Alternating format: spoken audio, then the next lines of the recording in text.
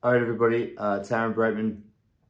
A little bit after Rutgers suffers as a painful loss. I don't know. I can't really quantify things right now, but just an absolutely brutal loss.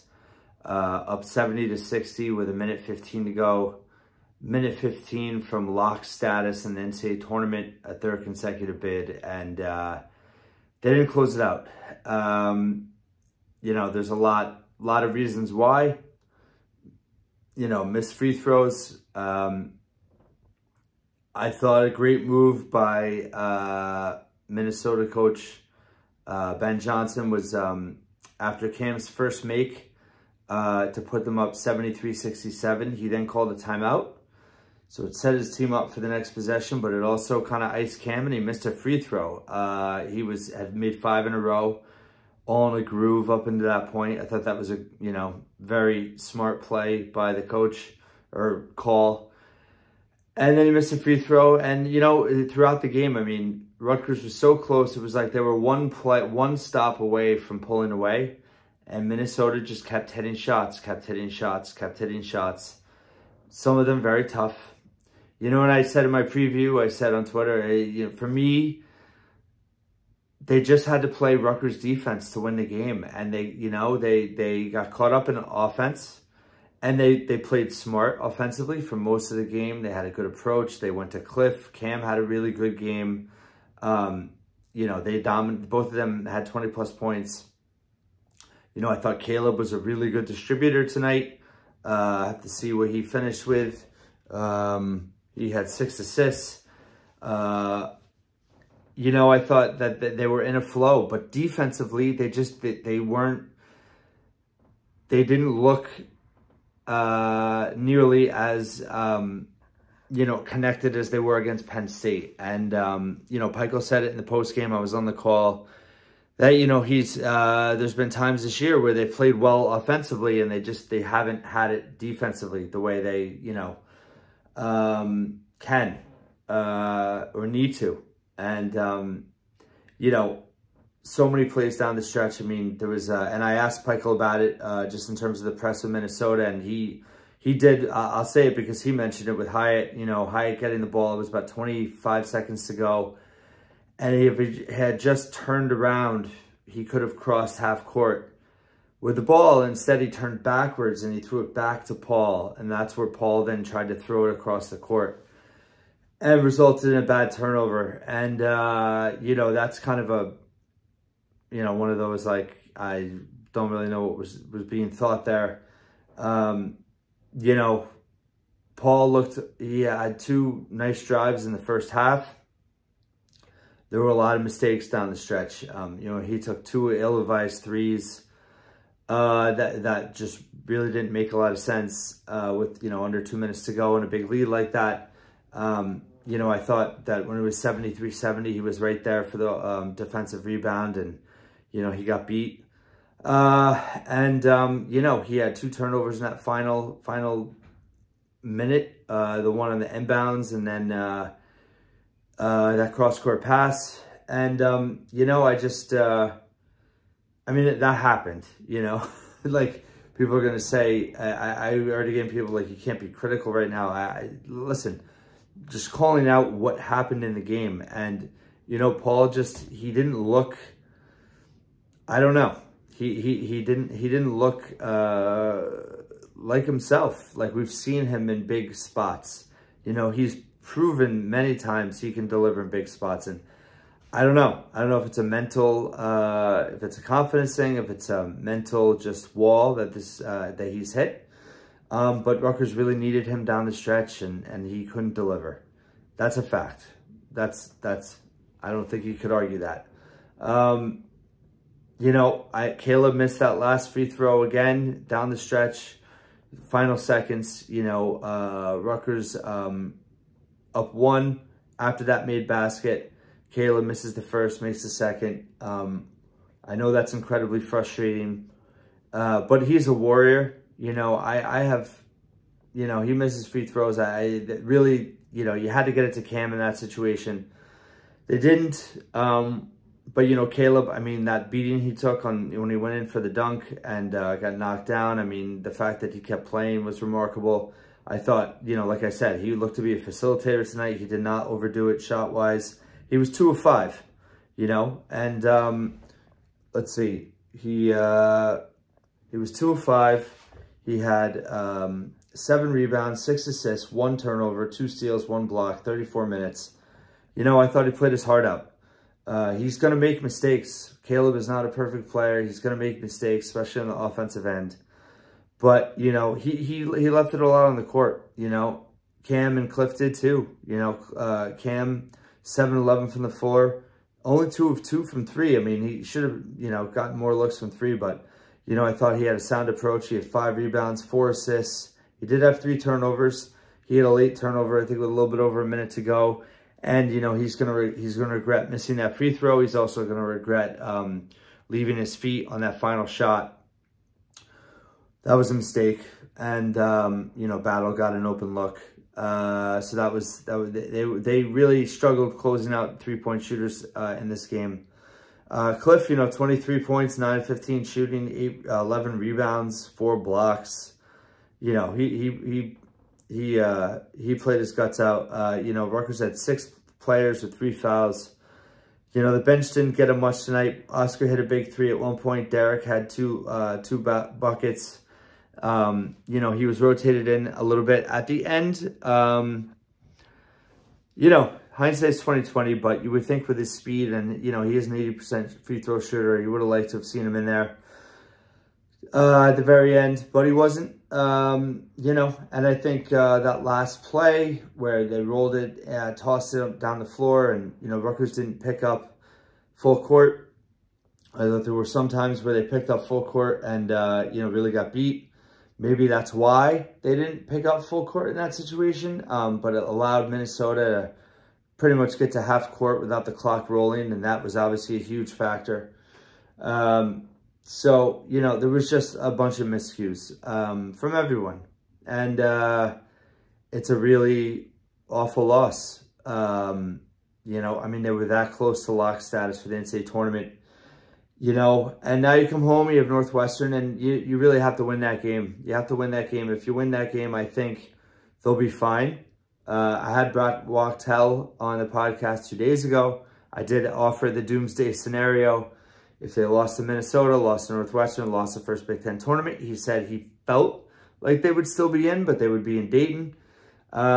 You know, I know he's tweeting tonight, you know, that's 4 bad losses now. They're the only team in the field with that. They have the worst strength of record. They have the non-conference record. They have the worst road record of any team projected in the field. So they have some warts. You know, they have some issues, of course. You know, it's never easy. I tweeted it before, you know, as it was happening, but yeah, you know, it's never easy as a Rutgers fan. And, you know, I mean, it was the type of game where they led the whole way. You know, they had kind of a comfortable lead most of the way. They came out at the start of the second half, I thought, really well with energy and purpose. And, you know, they could never get that final dagger that they needed to put Minnesota away. And they lost in classic fashion. You know, you let a team like that hang around. Give credit to Minnesota. And, you know, as a veteran team, I think my problem with it is that they're too experienced to let this happen. You know, they are, you know, Pikiell said in the postgame, they didn't close it out. They you know, and, you know, he was obviously very upset with how they played down the stretch. And, you know, for a veteran team to leave that on the table and not be able to close, you know, with an NCAA tournament bid on the line, it's a hard one to swallow. Yeah, I mean, I will not lie. I'm pretty, almost a loss for words. I'm trying to get through this. I definitely regret ever doing this now. But, you know, yeah, there's multiple miscues that you could point to that if one of those had not happened, Rutgers would have won the game. And that just makes it all the more painful. Then you had the whole clock review at the end. And the DJ there with a sense of humor of that music, he was playing 80s music down the stretch. It was a weird vibe. It was just it's almost like, you know, the sparse crowd hurt Rutgers. You know, they respond well in hostile environments, and the energy of the road, you know, they played really well on the road. I mean, Wisconsin and Penn State were wild environments, and Minnesota was just, there was not a lot of people there. It was just a very, you could feel it through the TV. It was just, I don't know the right word to describe it, but it just had a really off feeling in terms of the vibe that was there. And, you know, yeah, it was just, it all kind of snowballed at the end. And, yeah, I understand, you know, and people are mad at me for criticizing people for, you know, slamming the team in the first half of the Penn State game and then not coming back and saying anything in the second half after they came back and won. And you know, that's still true. You know, if a team comes back like that, you have to give them credit. If you're going to slam them, give them credit when they actually pull it off. You know, this game has nothing to do with that. And yeah, you know, Rutgers deserves all the criticism for this. This was a game they had to have, needed to have, should have had, and they couldn't close. And they made a lot of miscues. And for a veteran team, it's inexcusable. This is a game that, you know, they should have won. I didn't care about the margin of victory, but, you know, it's just, you can't let teams hang around like that. And there was so much on the table. I think that's what makes it work. I mean, this loss in a vacuum, you know, in January would have been devastating. But to have the ramifications of what was on the table if you won, you know, to essentially clinch a bid, 5 road wins, 3 in a row, never done that. You know, would have been in a 7th place tie for 2nd place in the Big Ten, I think. I don't know what happened even with Michigan, Illinois, but, you know, with a chance to finish 12-8 back-to-back years, there's just so much on the table that they left. And it's really frustrating. Definitely makes you, you know, question a lot. You know, it's everyone needs to react the way they want to react. The season is not over, and you know, they have a huge opportunity at home against a struggling Northwestern team on Sunday. So, you know, I said it a few games ago. I mean, you just have to take it one game at a time. This was a terrible loss. You know, as bad, I'll quantify it at some point, but this is up there for sure. Again, because, you know, you're a minute 15 away from clinching an NCAA tournament bid, and, you know, they had the potential of not making it now. So, you know, I don't know what all the bracketologists are going to say tomorrow. You're going to hear from a lot of them. And, you know, Rutgers was an 8 seed coming into this, so they were clearly in. Does this catapult them all the way to the buzzer? And just to clarify, this is a quad 3 loss. It's not a quad 4 loss. It's on the road. You know, it's not the worst loss, but, you know, it's in combination now with Temple, Seton Hall, and Nebraska. So you have 4 quad 3 losses. Nobody has more than 2. That's projected to make the field. So, you know, you do have Seton Hall and Nebraska that are close to being a quad 2. You know, Temple beat #1 Houston. Minnesota hasn't beaten anyone. And that's definitely the worst loss of the season. So, yeah, this hurts. It's times like these that I, you know, focus on things that are in our minds, I think, in our hearts, you know, make it worth it. You know, like that win over Clemson NCAA tournament was worth so much pain. And, you know, listen, I mean, I know people won't want the season to be over now because they're upset. And, you know, you can't give up on this team until it's over. You know, and if they've given up, if that's what you think, and, you know, we'll see. This is obviously going to test their character, their intestinal fortitude. But every game's an opportunity, you know, and to say that this team can't come back and win an NCAA tournament game would be a mistake. You could say it now, but you know, if that happens in this moment, if that actually happens, I would not be surprised.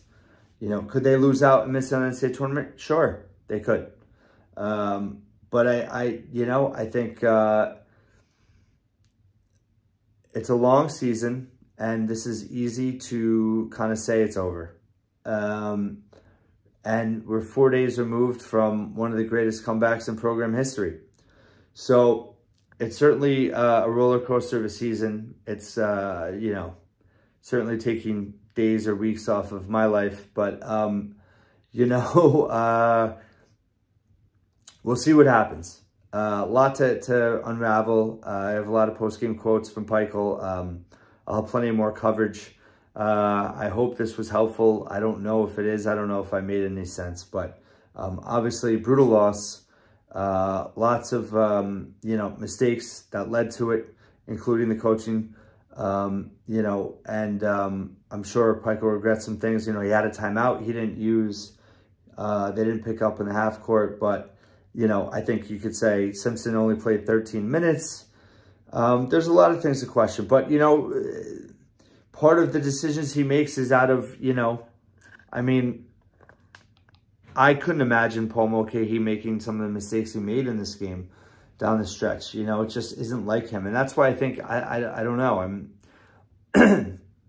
I want to see Paul Mulcahy get out of this and be better off for it. That's what I want to see. I'm going to believe it's going to happen. So I'll leave on that positive note. The team is not done. Terrible loss, but one that they, you know, they really can learn from this. And, you know, March is a crazy time. So did not get off to a good start.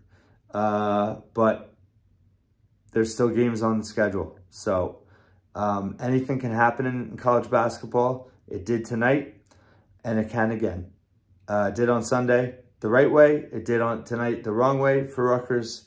And who knows what's to come from here. But thanks for watching and listening and reading all my coverage once again.